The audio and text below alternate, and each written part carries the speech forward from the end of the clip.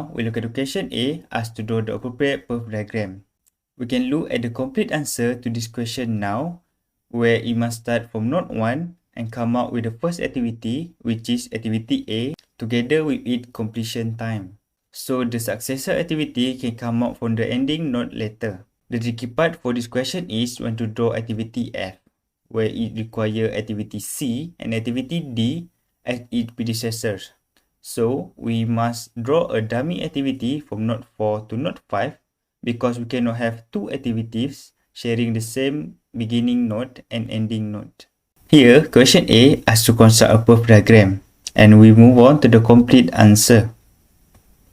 As is common practice, we will begin with the first node as the beginning event, and the first node is the beginning event for the activities A and B because neither has a predecessor. And we will continue construct with the other activities. However, when it comes to activity E, a dummy activity from node 4 connected to node 3 is necessary because activity E requires both activities B and C as its predecessor, while activity F only requires activity B.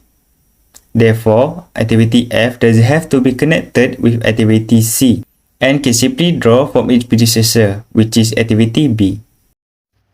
Next, we go through to the next question. Determine the ELS event time, EET, at the latest event time, RET, for the project. I'm going to solve the two past equations 2004 and 2010 simultaneously. The first thing we have to do, based on the perf diagram, draw a small two box up and down like this besides the circle.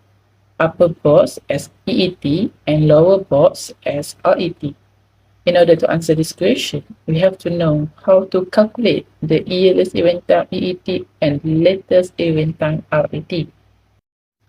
There is a few steps to follow in order to numbering EET. First, we always plus the number. So, the numbering will be ascending. Second, we are going to pick the largest amount when there is more than one option of number for being passed on. Based on this perf diagram, we are going to start the EET with a 0 always. Then the 0 will be plus with the duration of activity A, which is 1. So the EET column in event 2 will be 1. By using the same technique with other EET for each event. However, we can see for event 5, there is two options for being passed on, which is it comes from event 2 and event 4. So, we calculate both EET with their duration activity and pick which one is the largest sums. This followed by other events like 6, 7, and 8. Next, in order to numbering LET, we have to always minus the number. So, the numbering will be always descending. Second, when there is more than one option of number for being minus on, we are going to pick the smallest amount. Based on the perf diagram, we are going to start from the last event 8. The ELT for last event is always equals with EET. So when the EET is 22, so LET also 22. Then 22 minus with the duration I, which is 4, and we get LET 80 in column event 7. Repeatedly numbering with other LET for each event using the same technique. Bear in mind when there is 2 or more options to minus on, like example in event 3. LET in event 7, which is 80, minus duration activity H, which is 9, will be equal to 9. LET in event 6, which is 11, minus duration activity E, which is 6, will be equal to 5. So, choose the smallest sums, which is 5, to put in column LET in event 3. In conclusion, the last number for LET in event 1 will always become 0. If not tally, there might be something wrong with your calculation. So this technique the same with question for 2004. Thank you. The earliest time to complete the project can be determined by looking the EET number. So the answer will be 22 weeks. The critical path can be identified by looking the nodes that have the same EET and LET, so the critical paths for this question are 1, 2, 3, 6, 7, 8. For the critical activities, we have to identify activity along the critical path. As we can see, the activities between 1 and 2 is A, 2 and 3 is B. So the overall answer for this question are A, B, E, H, G, I.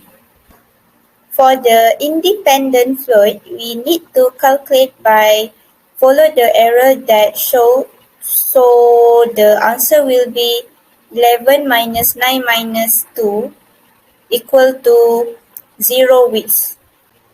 The minimum time to complete the project can be determined by looking the EET number. So the answer will be 48 weeks. The critical paths can be identified by looking the nodes that have the same EET and LET. So the critical paths for this question are 1, 2, 3, 5, 6, 7, 8, 9, 10. For the critical activities, we have to identify activity along the critical path. As we can see, the activity between 1 and 2 is A, 2 and 3 is C. So the overall answer for this question are A, C, D, E, G, H, I, J, K. For the independent float, we need to calculate by follow the arrow that shows. So the answer will be 28 minus 8 minus 7 equal to 13 weeks. Last question, calculate the total float, free float, and independent float for activity F. So first step, get out the activity F like this for clear vision. The arrow indicates as a head and tail for clear understanding. To calculate total float, LET head minus EET tail minus duration. So it will become 11 minus 8 minus 2 equals to 1 week.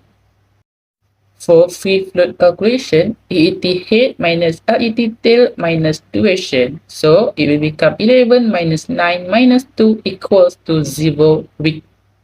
This also implemented in October 2004 to calculate total float and free float, which is first get out the information, determine which head and tail, then proceed with the fourth window.